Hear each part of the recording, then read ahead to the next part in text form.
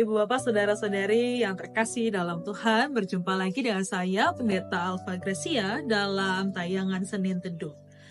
Ibu Bapak Saudara, pernahkah Ibu Bapak Saudara mengalami yang namanya tenggelam ketika sedang berenang? Wah, tentu kondisi ini tidaklah menyenangkan.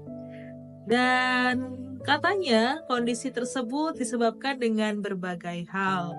Bisa jadi karena kurang pemanasan. Tapi juga ada orang yang tenggelam karena perasaan ragu yang dimiliki. Ini serupa dengan perenungan kita. Kisah tentang Petrus yang hampir tenggelam karena keraguannya. Mari kita membaca firman Tuhan dari Matius 14 ayat 29 sampai dengan 31. Kata Yesus, "Datanglah." Petrus turun ke perahu dan berjalan di atas air dan mendatangi Yesus. Tetapi ketika dirasanya tiupan angin, takutlah ia dan mulai tenggelam, lalu berteriak, "Tuhan, tolonglah aku." Segera Yesus mengulurkan tangannya, memegang dia dan berkata, "Hai orang yang kurang percaya, mengapa engkau bimbang?" Sedemikian jauh pembacaan kita. Ya Bapak Saudara tentu tidak asing dengan pembacaan ini. Kisah Tuhan Yesus berjalan di atas air untuk menjumpai para murid pada saat itu yang sedang ketakutan karena angin kencang yang meniup perahu mereka. Petrus, sosok murid yang awalnya percaya pada Tuhan, bahwa dia menginginkan melakukan hal yang serupa dengan Tuhan, menghampiri Tuhan Yesus dan berjalan di atas air.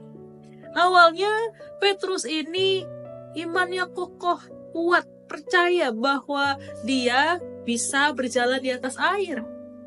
Tapi segera ketika dia melihat dan merasakan angin itu sangat kencang, mulailah hatinya bergejolak dan keraguan itu muncul.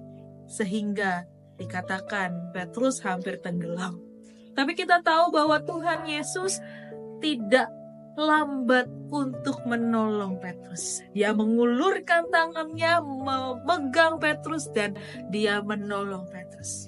Ya Bapak Saudara, kisah ini mengingatkan kepada kita bahwa dalam kehidupan keseharian kita tentu saja kita berhadapan dengan situasi yang membuat kita goyah, membuat kita ragu, membuat kita merasa tidak percaya apakah bisa ya menghadapi tantangan ini. Dan keraguan-keraguan itu ketika kita pikirkan terlalu dalam, dampaknya kita bisa tenggelam. Kita bisa tidak lagi percaya pada Tuhan. Bahkan kita bisa terluka. Oleh karena itu Bapak Saudara, dalam perenungan ini kiranya ketika kita mulai goyah, mari ingatlah kasih Tuhan yang akan selalu melindungi kita, yang akan selalu memegang kita, menghampiri kita, dan menolong kita supaya kita bisa kembali teguh beriman pada Tuhan. Percayalah Tuhan akan menolong setiap kita yang ada dalam kondisi tidak baik-baik saja. Tuhan yang akan memegang kita tepat pada waktunya. Karena itu di berbagai masalah yang kita hadapi, kiranya Bapak Saudara dan juga saya kembali diingatkan tetap beriman dengan teguh, dengan tidak goyah. Seperti Tuhan yang juga mengharapkan kita tetap hadir, mampir dalam hadiratnya yang kudus. Biarlah iman kita terus bertumbuh, terus kuat, dan percaya kepada Tuhan di tengah banyaknya keraguan, di tengah banyaknya tantangan hidup yang seringkali membuat kita goyah.